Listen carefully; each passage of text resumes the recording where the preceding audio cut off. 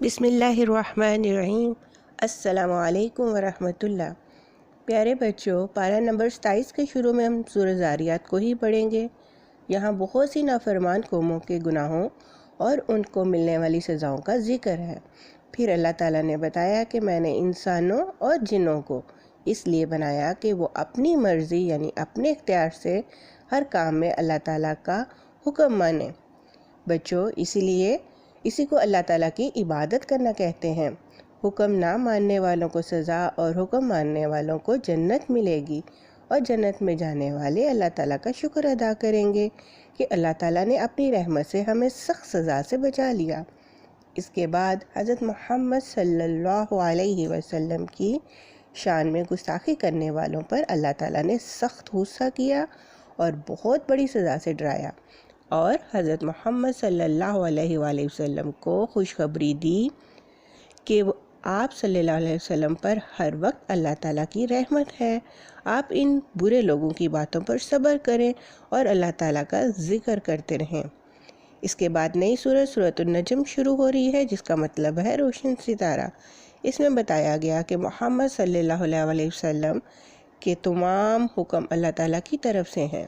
قرآن مجید اللہ تعالیٰ کا کلام ہے جو انسانوں تک حضرت جبرائیل علیہ السلام اور حضرت محمد صلی اللہ علیہ وسلم کے ذریعے پہنچا۔ اس کے بعد واقعہ معراج کا ذکر ہے، جس میں اللہ تعالیٰ نے حضرت محمد صلی اللہ علیہ وسلم کو آسمانوں کی سیر کرائی۔ مکہ کے مشرکین کہتے تھے کہ قیامت کے دن فرشتے ہماری سفارش کریں گے۔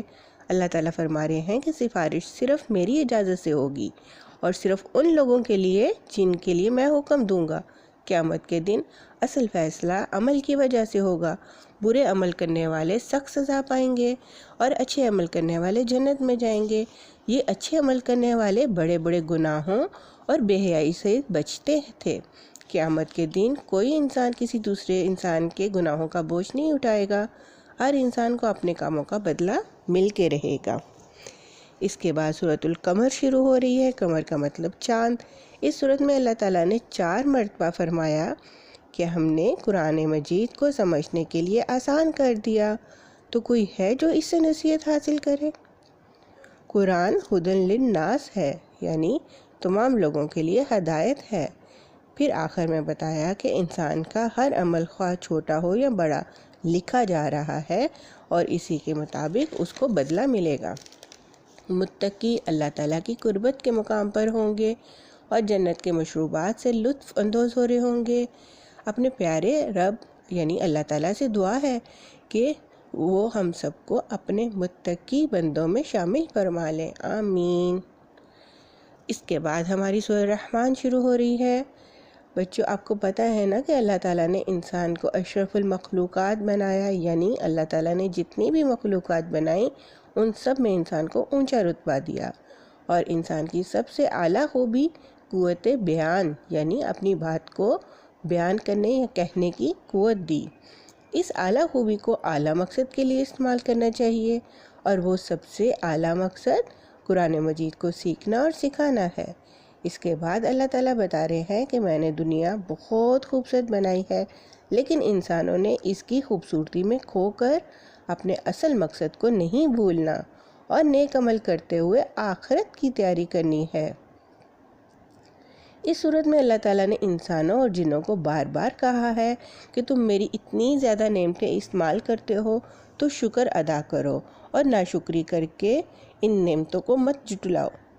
اس کے بعد نئی سورۃ الواقعہ شروع ہو رہی ہے، اور واقعہ کا مطلب قیامت۔ اس صورت میں قیامت کے دن کے حالات بتائے جا رہے ہیں، اور غور و فکر کرنے کے لیے انسانوں سے 4 سوال کیے ہیں کہ ایک بچہ کس کے حکم سے پیدا ہوتا ہے، ایک بیج سے پودا کون بناتا ہے، بادلوں سے بارش کون برساتا ہے، اور انسانوں کے فائدے کے لیے آگ کس نے بنائی۔ یہ تمام چیزیں اللہ تعالیٰ کی قدرت ہے نا۔ پھر اللہ تعالیٰ نے بتایا کہ قرآن مجید اللہ تعالیٰ کے پاس لوح محفوظ میں بڑے پاکیزہ فرشتوں کی حفاظت میں ہے۔ ایسی عظیم کتاب پر عمل کرنے سے اکثر لوگ سستی کرتے ہیں۔ اس کے بعد سورۃ حدید شروع ہو رہی ہے، اور حدید کا مطلب ہے لوہا۔ اس صورت میں اللہ تعالیٰ نے بتایا کہ پوری کائنات کا حقیقی بادشاہ صرف اللہ تعالیٰ ہیں۔ لوگ اللہ تعالیٰ کو خالق اور رازق تو مانتے ہیں لیکن بادشاہ اور حاکم تسلیم نہیں کرتے، یعنی اللہ تعالیٰ کے حکموں کو نہیں مانتے۔ اس لیے ایسا پکا ایمان ہونا چاہیے جس سے اللہ تعالیٰ کے حکموں کو ماننا آسان ہو جائے۔ یہ ایمان قرآن مجید کو پڑھنے اور سمجھنے سے ملتا ہے، اور اللہ تعالیٰ کی راہ میں مال لگانے سے بھی ایمان بڑھتا ہے۔